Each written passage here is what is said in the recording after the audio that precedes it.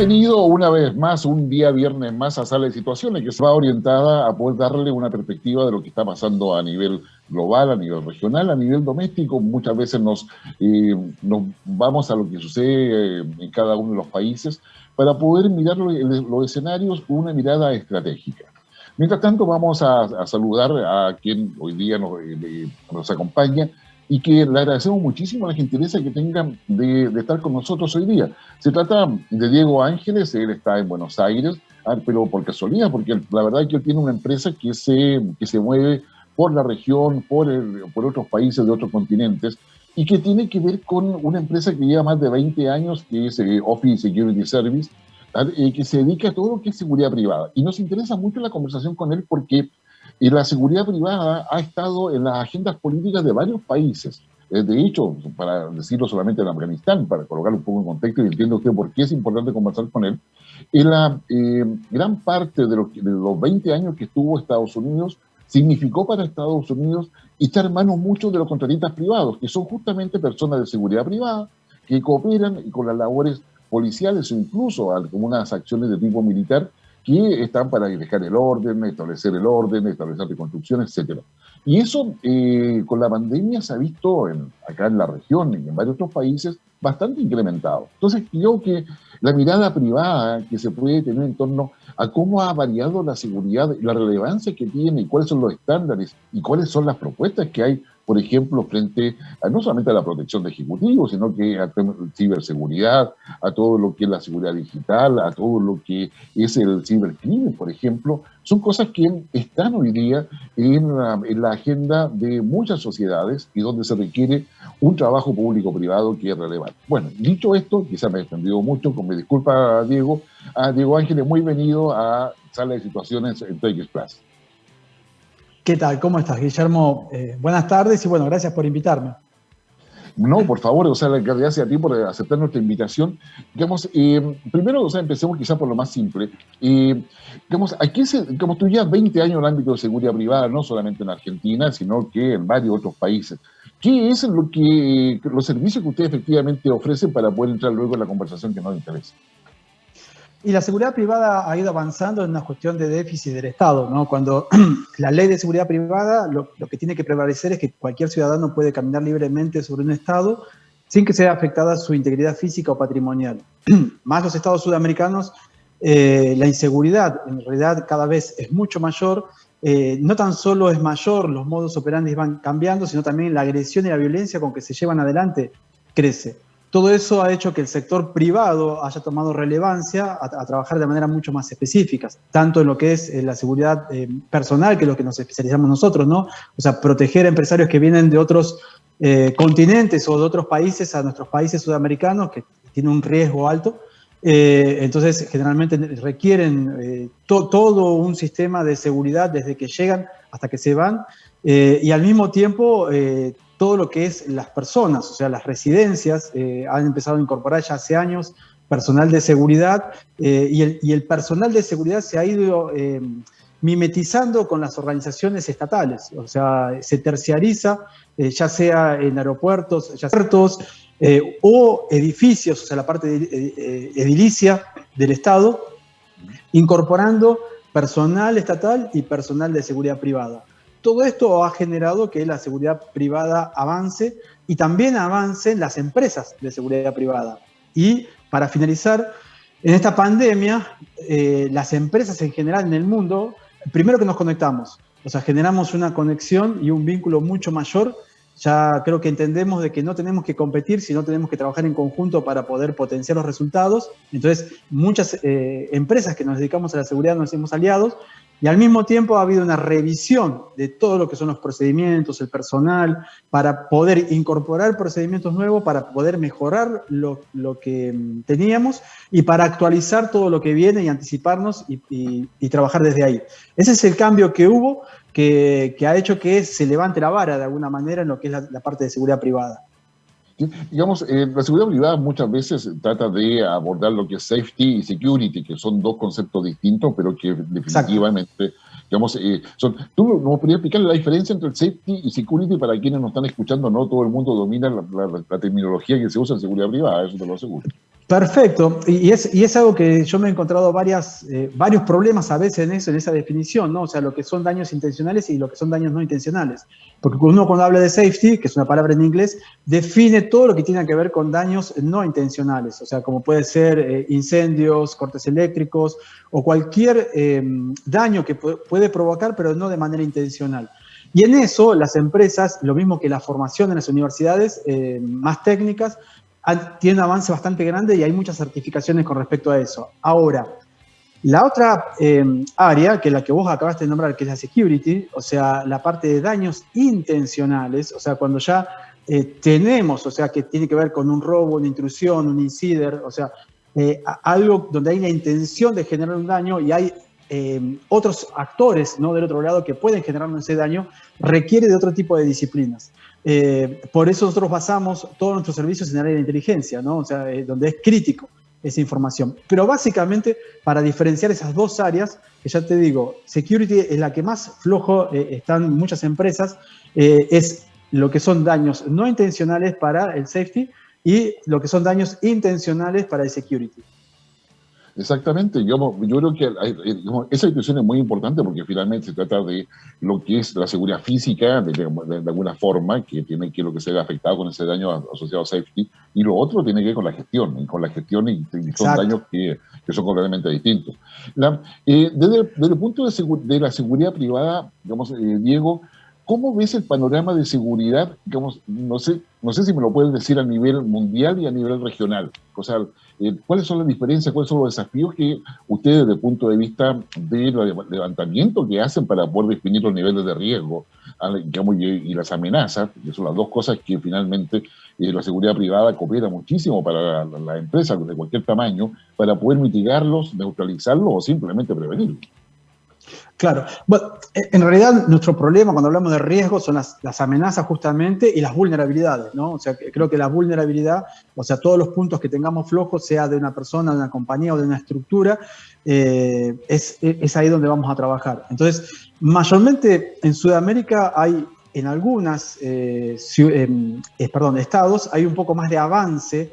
Nosotros, al estar en contacto con diferentes países de Sudamérica, vemos las estructuras, cómo se van desarrollando y cómo trabajan las compañías.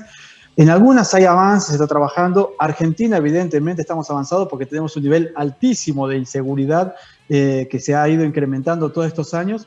A mí me ha dado la posibilidad de trabajar para el Ministerio de Seguridad Nacional y tener una realidad de las 23 provincias nuestras, en dónde estamos parados, ¿no? y cómo estamos, y al mismo tiempo poder analizar y necesitar requerimientos locales. Cuando yo necesito un requerimiento local de un país, entonces busco compañías referentes, busco gente referente, busco profesionales idóneos, y eso te va dando un poco cuál es el termómetro, ¿no?, de dónde están parados. Y en realidad hay algo que no es homogéneo, es bastante heterogéneo. O sea, hay países que están avanzados y otros que realmente están extremadamente retrasados, y no tan solo en la parte privada, sino también en la parte estatal.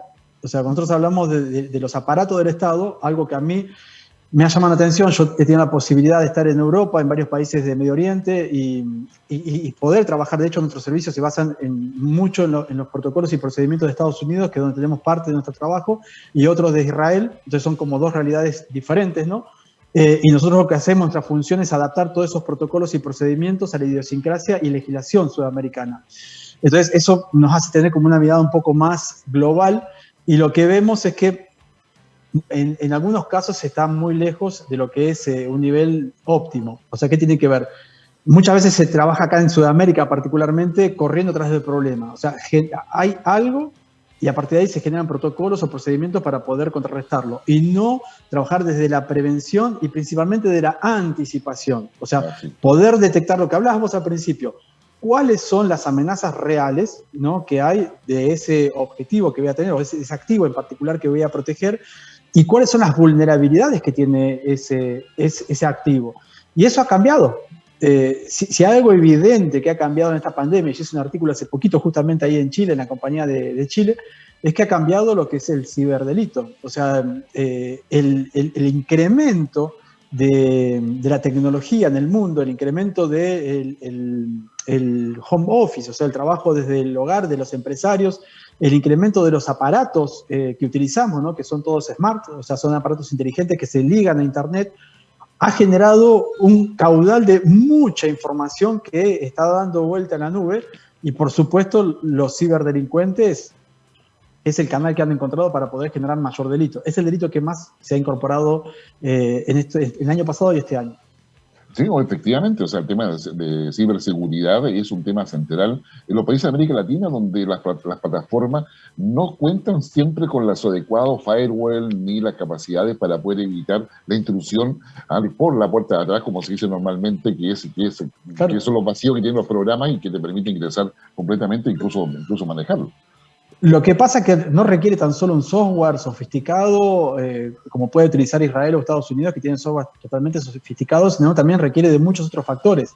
O sea, la protección del ciberdelito tiene que ver con algo multidisciplinario, donde también el factor humano es determinante. Vos podés tener las mejores herramientas, los mejores equipos para protegerte, pero uno cometió un error, abrió un mail que no correspondía y ya vulneró absolutamente todo, le dio entrada a absolutamente todo. De hecho, aumentó un 600% los delitos ligados a lo que tiene que ver con mails invasivos, ¿no? O sea, lo que nosotros llamamos el phishing.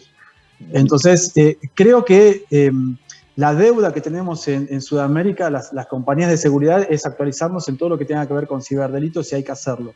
Y por otro lado, lo que está sucediendo hoy en la realidad. O sea, nosotros hicimos un diagnóstico y encuestas y estamos viendo un poco qué es lo que está pasando con el delito común, ¿no?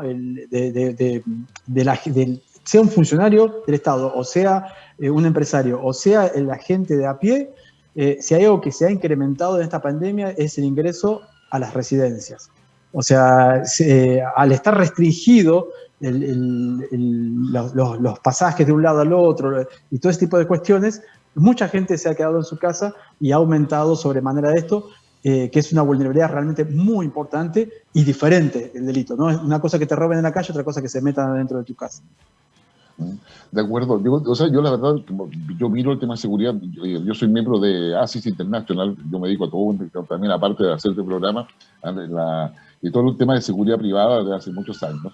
Acá en Chile hay un colegio profesional de seguridad privada y estoy encargado de las relaciones internacionales. Y efectivamente acá en Chile ha pasado, digamos, lo mismo. Es decir, hay un incremento y en todos los países, con lo que uno conversa, los colegas que uno habla, te dan cuenta de lo mismo. Digamos, la seguridad privada, ¿qué controles tienes tú para poder certificar que tu servicio es bueno? Porque eso cambia en cada uno de los países y implica tener una organización con una ética que tú puedes efectivamente controlar. Perfecto. Bueno, vos justamente al estar en ISI sabés que hay controles de calidad, como la norma ISO 9001, o sea, cuando nosotros certificamos nuestras compañías, estamos certificados por las normas ISO, pero fuera de las normas ISO, para nosotros lo que tenemos básicamente es un chequeo del personal, que es algo que nosotros cuando hablamos desde el punto de vista de inteligencia, es inteligencia hacia afuera e inteligencia hacia adentro. O sea, tener un chequeo perfectamente de cuáles son las personas, porque si uno también analiza los riesgos, muchas de las situaciones que han sucedido han sido infiltraciones del mismo personal de seguridad.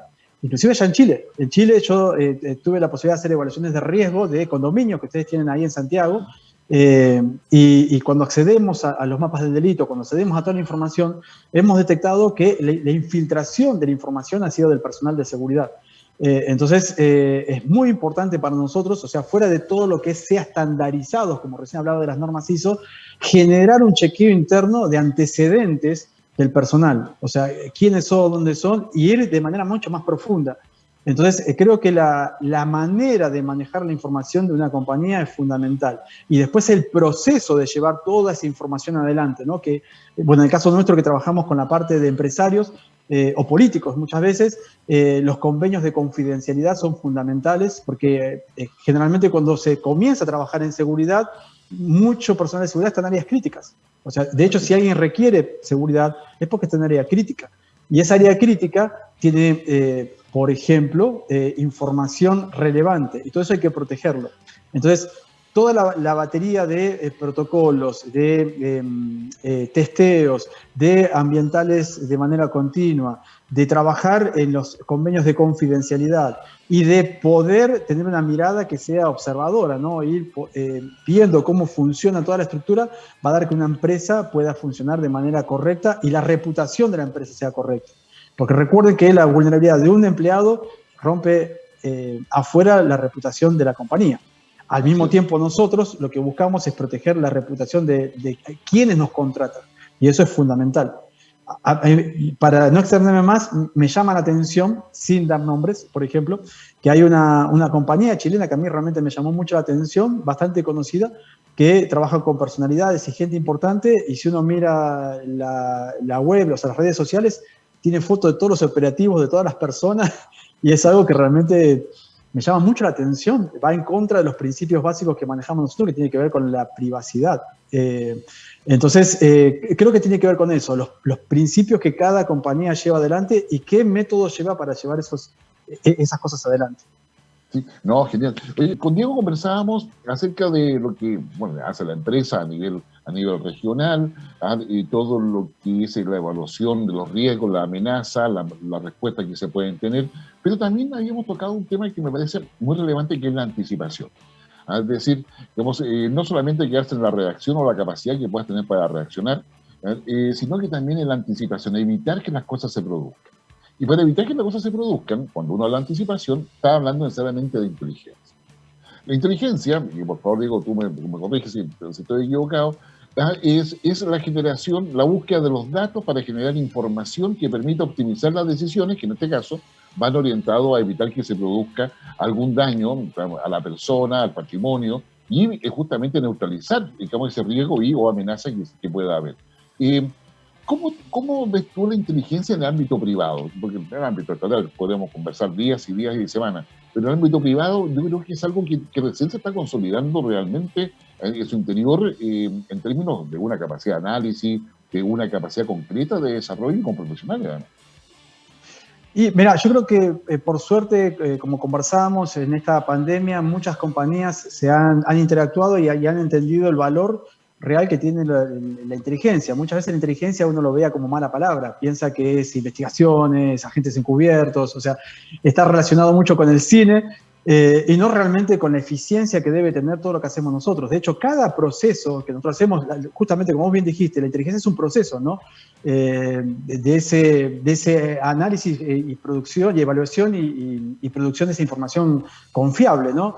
Todo ese proceso requiere, o sea, de un área de inteligencia. Y esa área de inteligencia y ese proceso, ¿no? Ese proceso sistemático, tiene que estar en absolutamente todo. Entonces, cuando yo analizo, por ejemplo, como dije, un CV, tengo que ver si ese CV realmente es así. O sea, cuando yo contrato a una persona, tengo que generar necesito información para ver cuál es su historia. No tan solo la historia que está escrita, ¿no? O sea, sus antecedentes penales o lo que ha hecho, sino también algo muy fundamental, que es la huella digital de hoy día, que es la historia digital. O sea, la historia digital, por eso es muy importante lo que nosotros ponemos en las redes y lo que vemos, dice mucho de las personas y por eso todas las marcas, hoy hay ingeniería social, ¿no? que estudia eso. Entonces, para nosotros es el eje de la inteligencia. Y como conversábamos, una cosa es entender lo que es la inteligencia para los servicios gubernamentales, que hay ciertos requerimientos y ciertos procesos y cierta logística para poder llevar adelante todo ese proceso de la información, y otra cosa son los servicios privados. Ahora, si hacemos una analogía, ¿sí?, entre un requerimiento del Estado y un requerimiento privado, por ejemplo, podemos hacer una analogía de ese proceso de inteligencia, ¿no? En un requerimiento muy simple. Vos tenés una persona que vive en un condominio, por ejemplo allá en Chile, que quiere hacer una evaluación de riesgo de su propiedad, porque se va a ir a mudar y quiere determinar si esa casa es segura para mudarse y si el condominio, la zona es segura para poder mudarse. Bueno, requiere eso de un proceso de inteligencia.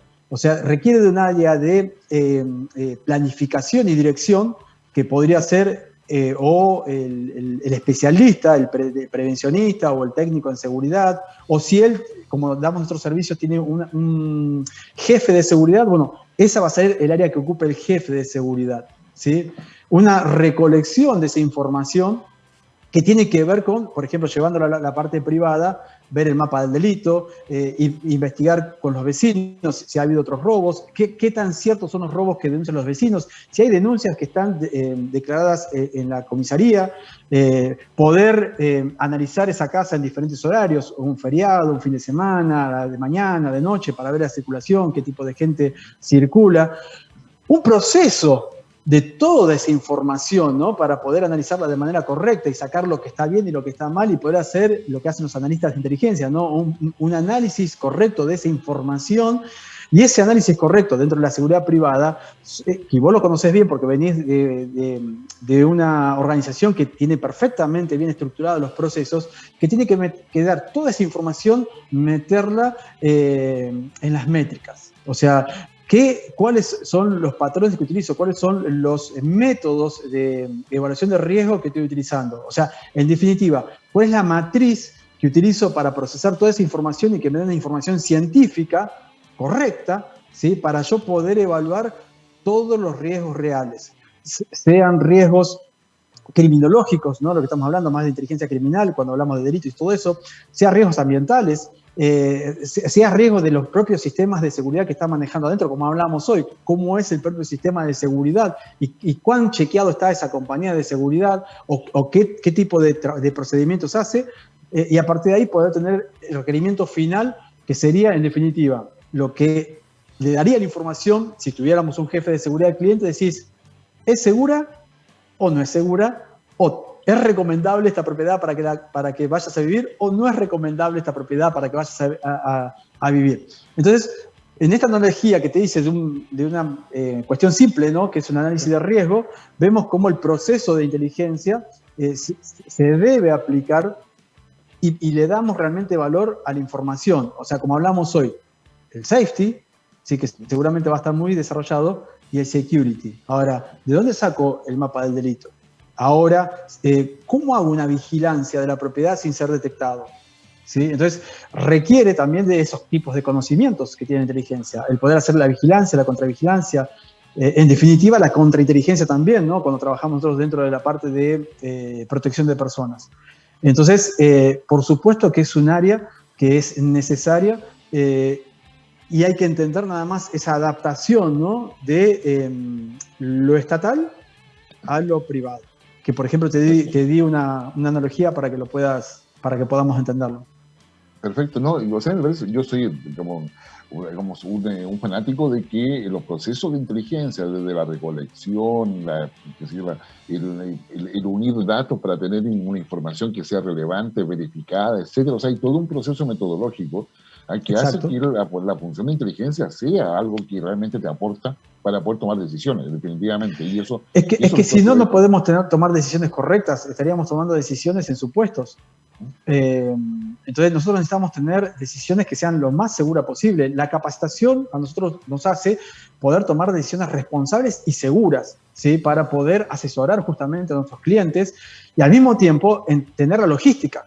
O sea, nosotros tenemos que tener la capacidad logística de los servicios que proveemos. O sea, podemos proveer servicios a un ciudadano, podemos proveer servicios a una entidad de gobierno, podemos proveer servicios a un gobierno completo. Entonces, uno tiene que ver también sus limitaciones, que tiene que ver con la parte logística, ¿no? O sea, qué es lo que maneja la compañía. ¿Por qué te digo esto? Porque muchas veces me he visto que he tenido que solucionar problemas o hacer cosas de compañías que no tenían las herramientas correctas o no tenían el alcance o las capas de profundidad para poder llegar en ciertas averiguaciones, ¿sí? O en ciertas informaciones, pero por falta de logística. Entonces, es muy importante también entender para una compañía de seguridad cuál es su techo, o sea, cuál es la capacidad operativa que tiene y cuál es el alcance que tiene para dar una respuesta que sea favorable, ¿no? No me quiero ir de tema, pero te cuento un tema muy corto. Hace poco, muy poco, ¿sí? Hicimos una perfilación de una persona. Perfilación es poder ver la reputación digital de un empresario, ¿no? O sea, ver cuáles son sus vulnerabilidades y ver cuáles son las estrategias para poder que esa persona pueda tener una buena reputación digital. ¿Y por qué hicimos esto? Porque detectamos que otra compañía, una compañía bastante grande acá en Sudamérica, había hecho un trabajo sobre él y lo ha hecho mal. O sea, quiso utilizar las técnicas incorrectas y de hecho quedó expuesto este cliente, generando no tan solo algo de manera correcta, sino que fue detectado y fue una mala imagen. Entonces, realmente cuando no se tienen las herramientas correctas, ni las estrategias correctas, ni para nosotros es muy importante, las conexiones o las relaciones correctas, puede terminar muy mal todo el asunto. Sí, no, definitivamente.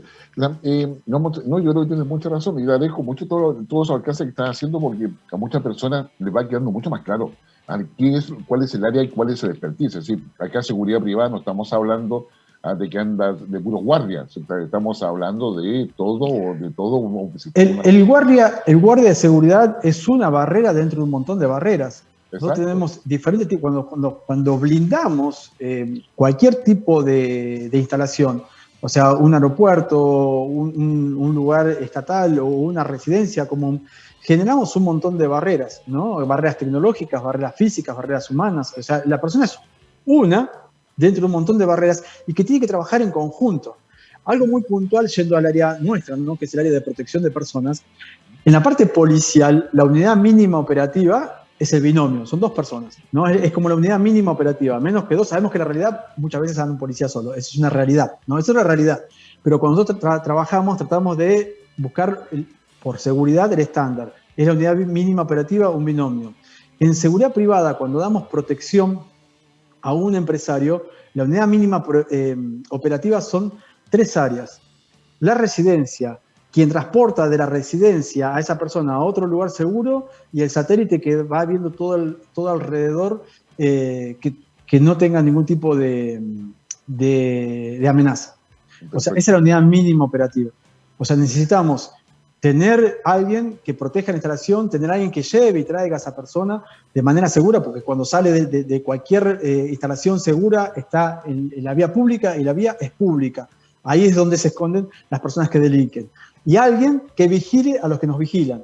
¿Sí? O sea, necesitamos, porque claro, si yo estoy solamente con mi protegido y lo estoy acompañando, tengo una visión que es de él con el resto. Pero ¿cómo hago para ver a los que me vigilan?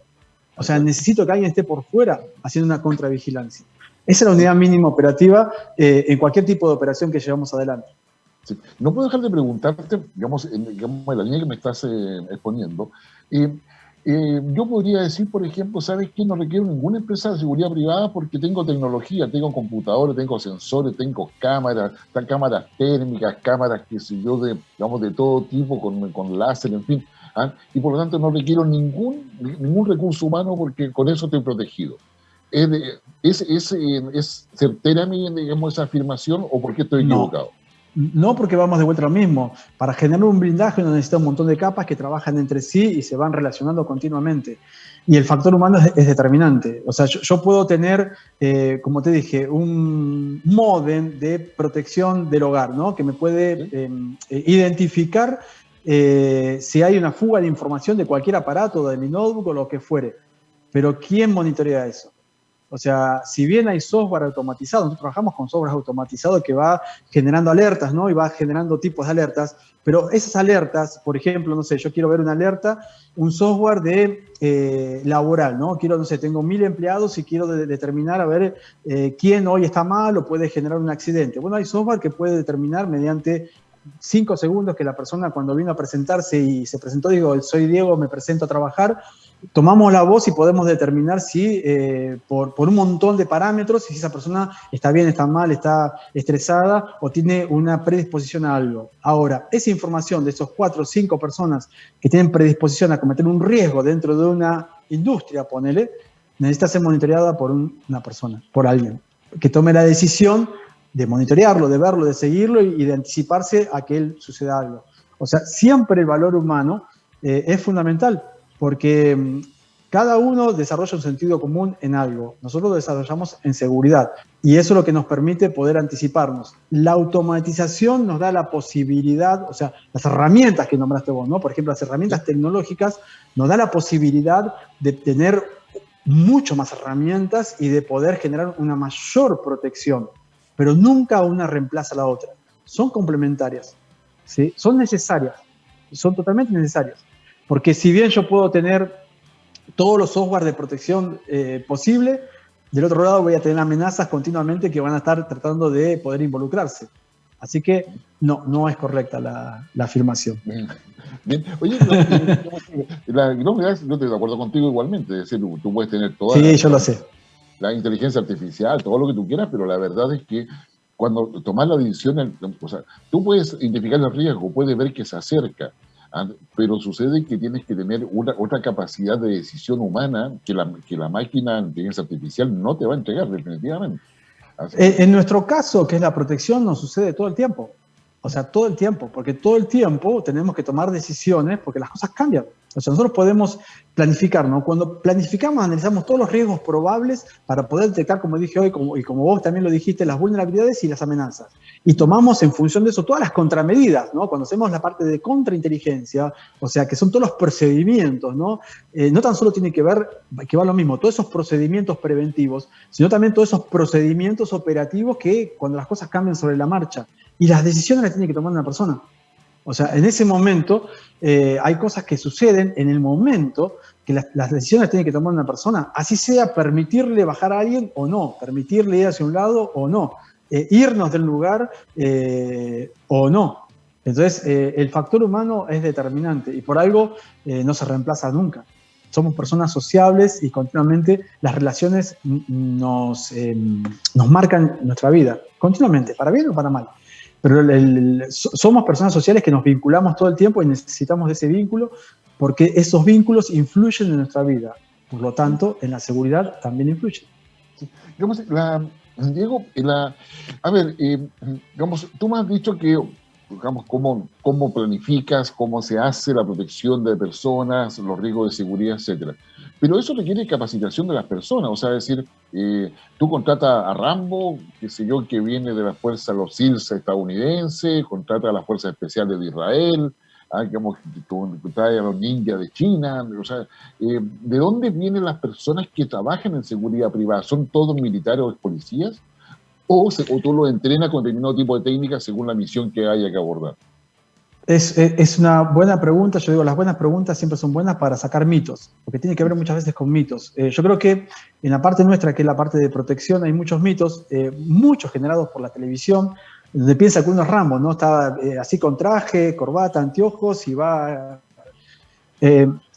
muy lejos de la realidad. O sea, o por lo menos de la realidad hoy día. ¿Por qué? Porque muchos empresarios no quieren llamar la atención, es más, muchos no quieren escoltas porque han tenido malas experiencias, porque justamente la capacitación ha sido inadecuada. En general, la protección tiene que ser imperceptible, ¿no? O sea, no nos tiene que identificar, salvo que sea disuasiva, ¿no? O sea, que la estrategia sea que sea disuasiva, bueno, en particular para alejar a personas, bueno, pero tiene un fin específico, pero en general tiene que ser imperceptible. Ser militar o policial puede ser favorable y puede ser totalmente desfavorable. Una formación militar implica una formación metódica, ¿no? Los militares tienen absolutamente todo planificado, está todo ordenado y nosotros tenemos que continuamente alterar las rutas, cambiar las cosas, o sea, no ser predecible. Un militar es muy predecible. Un policía está acostumbrado a poder identificar delincuentes, peligros en el entorno, eso es lo que tiene a favor y eso es bueno. Pero un policía no está preparado en protección de personas, o sea, no es su especialidad. Él ha trabajado en prevención del delito, pero no ha trabajado en protección de personas. Entonces, a mí me ha tocado capacitar muchas secretarías de protección de testigos, protección de funcionarios públicos, cuerpos completos de protección gubernamental, y muchos de los funcionarios policiales que van a trabajar a esas secretarías, como hablábamos, no tienen formación previa. Se van haciendo a pulso, o sea, éxito, error, entonces, porque no hay una formación de base en donde busque las personas más competentes para ocupar un espacio. Entonces, volviendo a la parte de la pregunta, que es la formación, yo creo que hoy es muy importante ver de dónde viene esa formación. O sea, nosotros capacitamos, homologamos por el Ministerio de Seguridad de mi país, bajo una ley que es la 12.297, escoltas, desde el año 2007 hasta la actualidad. O sea, venimos formando año tras año y mucho de la formación que damos no tiene que ver con lo que está en la ley, porque la ley está hecha en un escritorio y va fuera de la realidad. damos los contenidos que nos pide la ley, pero damos contenidos que consideramos fundamentales para una persona. Y no tiene que ver con la apariencia física, con la estatura, o si fue o no fue militar o policía. Tiene que ver si la persona es competente. O sea, para ser competente, tiene que tener las aptitudes necesarias y las actitudes necesarias para poder cumplir con el perfil de un agente de protección. Entonces, nosotros si hay algo que hicimos en las formaciones es identificar cuál es el perfil del agente de protección. Y ahí nos va dando el norte, hacia dónde tenemos que ir. Entonces, creo que hay un error, y uno lo ve en formaciones, muy grande desde ese punto de vista. No, eso sin duda. Ahora, vamos un poco a lo que tú haces.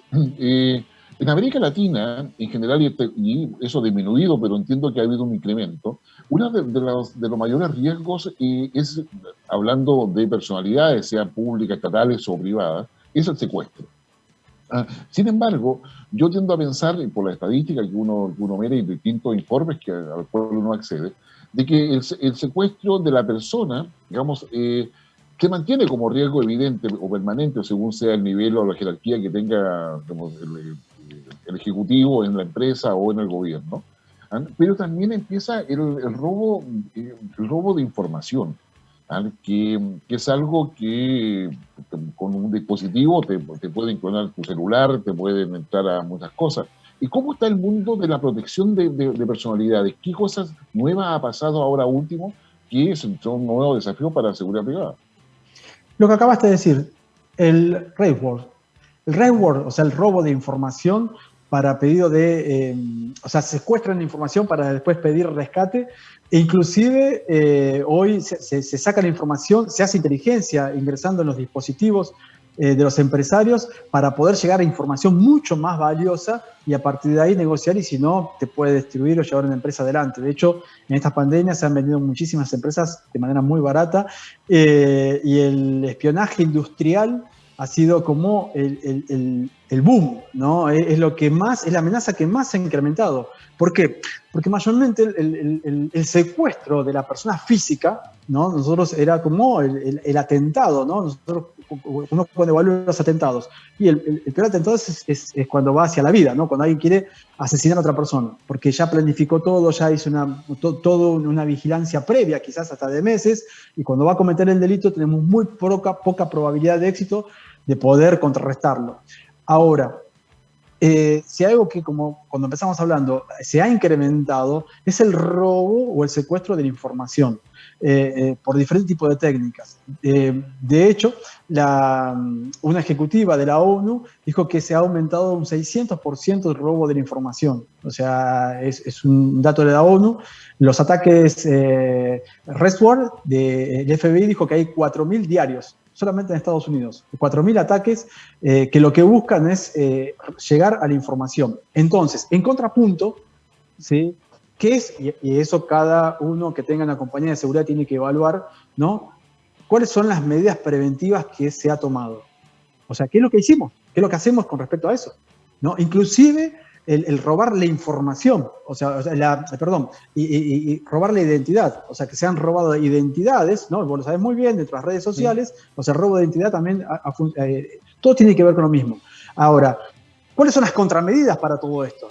O sea, blindar las comunicaciones, blindar los dispositivos, los celulares, un blindaje digital. O sea, entonces, todas esas contramedidas hoy tienen que estar en nuestro cliente, porque son las amenazas más probables. Ya no tan solo necesitan llegar a una notebook, llevártela y extraértela para poder intervenirla, sino que hay mucho software y muchas estrategias para hacerlo de manera remota. Entonces, y hay muchas ventanas de manera remota que si no tengo los procedimientos adecuados, son vulnerabilidades que no estoy abarcando. Entonces creo que hoy no tan solo necesitamos las estrategias preventivas para evitar el secuestro físico de nuestra persona, ¿no? Con todo lo que eso conlleva, sino también el robo de la identidad y de la información, o por ende la protección digital de esa persona y de su reputación digital. Eso es tan importante porque es un activo. Exacto. Sí, es un activo. Inclusive, que no lo nombré, hasta la fake news. O sea, hoy cualquier noticia se viraliza y si está muy bien pensada y muy estratégica, puede romper la reputación de una persona. Si vos no estás preparado para eso, y eso lleva tiempo preparar toda esa estrategia. No es que uno hace, tengo un problema, tengo que resolverlo ya. A veces viene el cliente que dice, mira, tengo todo esto y quiero que lo resuelva. Bien, hay un proceso, o sea, para hacerlo, que la respuesta no es mañana. Por eso nosotros, ¿qué hacemos? Aconsejamos a nuestros clientes que trabajen con una estrategia y con todo un blindaje, en este caso que estamos hablando digital, para evitar todo eso. Porque si no, ya cuando viene con el problema es tarde. Volvemos a lo mismo. No podemos ser reactivos y no podemos trabajar cuando el problema ya lo tenemos encima. Tenemos que prevenir y anticiparnos. Entonces creo que eso es por lo menos el diagnóstico de lo que nosotros vemos y algo de cuáles son las contramedidas, ¿no?, que debemos tener en cuenta y que tenemos que desarrollar para evitar todas esas amenazas y vulnerabilidades. Exactamente. ¿Qué pasa con el entorno de quien tú estás protegiendo? Porque finalmente, digamos, como tú bien decías al inicio, muchas veces la información esencial para poder cometer un atentado o transformarse en amenaza en una persona viene de la propia gente que está dentro. Y muchas veces entrega la información sin saberlo o simplemente la vende esa información, como sea, voluntaria o involuntariamente. Pero entonces ahora, y con el tema digital, ¿cómo se trabaja en el entorno ahí? Bien, lo dijimos muchas veces nosotros, a veces cuando conversamos y hablamos con nuestros clientes, muchas veces la vulnerabilidad puede estar dado en la mujer de nuestro cliente, si es un hombre cliente, o en el marido de nuestra clienta, si es una mujer nuestra clienta. O sea, a veces la información la da alguien cercano, una secretaria, un contador, entonces tiene que ver eso con la educación. O sea, si hay algo que tiene que haber y que tenemos que cambiar radicalmente es la educación de nuestros clientes. O sea, nosotros tenemos que mostrar, y para eso están los informes, de manera concreta, cuáles son las vulnerabilidades y las amenazas para que los clientes entiendan y educarlos cómo tienen que manejarse. Porque como yo decía, de nada sirve proteger los dispositivos de un cliente cuando salimos, cuando vamos, que no se lo roben, que no le pasa esto, si él mismo puede abrir la ventana para que puedan ingresar. Entonces, eso requiere de educación. O sea, nosotros necesitamos educar a los clientes, ¿sí?, y hacerle entender cuáles son las vulnerabilidades. Inclusive te comento, en este aspecto que nosotros estamos utilizando mucho hoy, nosotros cada vez que un cliente nuestro necesita hacer una reunión, necesita generar un contrato, necesita generar una alianza o lo que sea, lo que hacemos son generar informes de con quién. O sea, ellos necesitan saber con quién van a generar negocios, con quién se están relacionando. Y por eso están los informes. Necesitamos diferentes informes para poder tener una radiografía del otro y que nuestros clientes cuenten con una información privilegiada y eso puede hacer una mejor toma de decisiones para saber si acepta o no ese contrato o si sigue adelante con un socio o no. ¿Sí? Entonces, todo ese tipo de contramedidas son fundamentales. Entonces, con el contexto tiene que ver con esto que te acabo de decir. A veces la información sale del círculo cerrado de manera, ¿cómo se llama? No intencional, ¿no? O sea, no hay una mala intención para poder filtrar la información o dar información, y a veces, por supuesto, totalmente intencional. Entonces, o sea, por ejemplo, si tenemos un insider, ¿no? Alguien adentro de una compañía que lo que busca es robar información de esa compañía para llevarla a otra compañía o para venderla a otra compañía. Entonces, nosotros necesitamos anticiparnos a todo eso y tener las herramientas para poder proteger primero la información, quién accede, cuáles son los niveles de seguridad que tiene esa información, y en ese círculo cerrado chico o el círculo más chico, los que acceden, cómo podemos blindar todo eso y protegerlo. No, o sea, yo creo que la verdad, con la visión que tú estás colocando, y probablemente hay otra compañía que hace algo similar, pero cada vez se requiere más profesionalismo en la área de seguridad privada, que ha sido definitivamente. Te lo dije al principio, requerimos hoy de un trabajo interdisciplinario. Ya no funciona solamente una persona que sea el sabelotodo y que vaya y resuelva. Necesitamos de diferentes profesionales y de una logística mucho más importante y de una actualización de todo lo que está sucediendo, porque si no, fácil, se paga con activos. Ese activo puede ser la reputación de una persona, puede ser la economía de una persona o puede ser la vida de una persona. Así de sencillo. Eso es lo que cuidamos nosotros y eso es lo que tenemos que estar a la altura de las circunstancias. ¿Por qué? Porque del otro lado, o sea, todos los actores del otro lado, continuamente están innovando. O sea, continuamente van cambiando los modos operandi, continuamente están en comunicación, todo el tiempo. O sea, si uno mira los delitos comunes, hoy para hacerlo en criollo, como yo digo, un chico, para robarte un kiosco, o sea, un lugar donde vende caramelos y chocolates, hace inteligencia previa. Un chico de 10 años va, te compra un caramelo, va y de vuelta compra otra cosa, va al tercer día y después te cae con el mayor o él mismo con un arma de fuego 5 minutos antes de que lleguen los proveedores y te dice, dame el dinero que está ahí, el que está ahí, el que está ahí. Identificó cuándo van los proveedores, cuándo juntaste las cosas y dónde juntaste el dinero. Un chico. O sea, hoy un chico hace inteligencia. Inclusive sin saber el proceso, lo hace de manera natural. Entonces nosotros necesitamos del otro lado ir un paso adelante. Diego, la verdad que se nos ha pasado la hora, pero volando. Te quiero agradecer mucho la gentileza de que nos acompañaras y que nos dieses esa perspectiva que yo creo que es importante porque es parte de lo que de la realidad que cada tomador de decisión en el ámbito estatal o privado tiene que evaluar adecuadamente. Es decir, la seguridad privada no es un gasto, es una inversión, por si queremos decirlo de alguna forma, porque cuida los activos, cuida la reputación, tiene una serie de elementos que son digamos, llamativos y que son importantes para toda persona, para toda institución o para toda empresa. Así que, Diego, muchas gracias por tu gentileza de acompañarnos. No, por favor, gracias a ustedes, saludos a Chile, que tengo muy buenos amigos en Chile. Ahí tengo a mi socio esperando que o se cruza Argentina, me cruzo para allá en breve, tenemos como un asado. Y bueno, cuando gusten, a su disposición. Saludos a todos.